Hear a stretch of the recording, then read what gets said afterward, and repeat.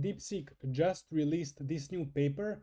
They are exploring how to scale hardware together with AI. So how to build hardware for AI LLMs. And it's very detailed and there is a lot to learn from this. So DeepSeek V3 was trained on just 2000 NVIDIA H100 GPUs, while other companies like Meta have hundreds of thousands of GPUs.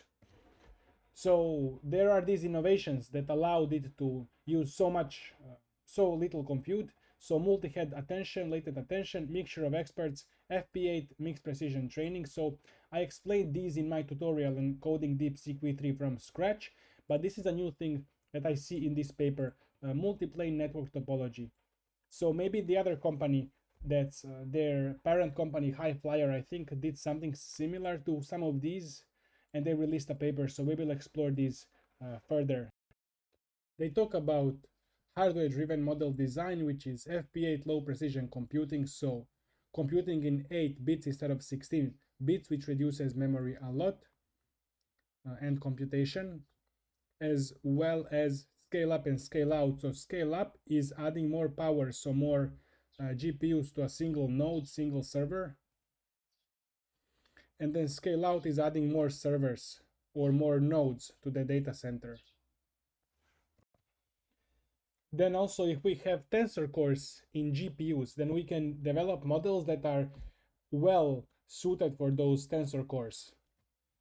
They talk about also if there are some certain advancements, innovations in hardware, then we can build models, adapt them to those innovations that perform some operations faster.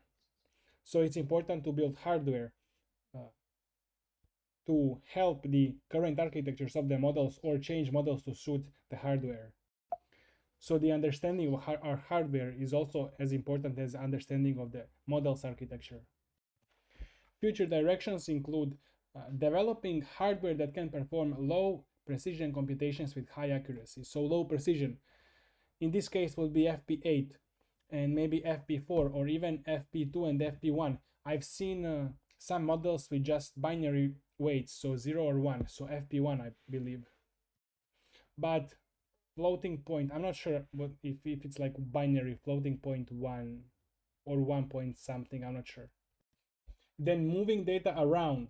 So if we are using parallel computing, so we are computing multiple layers in parallel or a single layer divided into parts in parallel, we need architectures that increase the speed of transferring data within GPUs, TPUs, or whatever the architecture.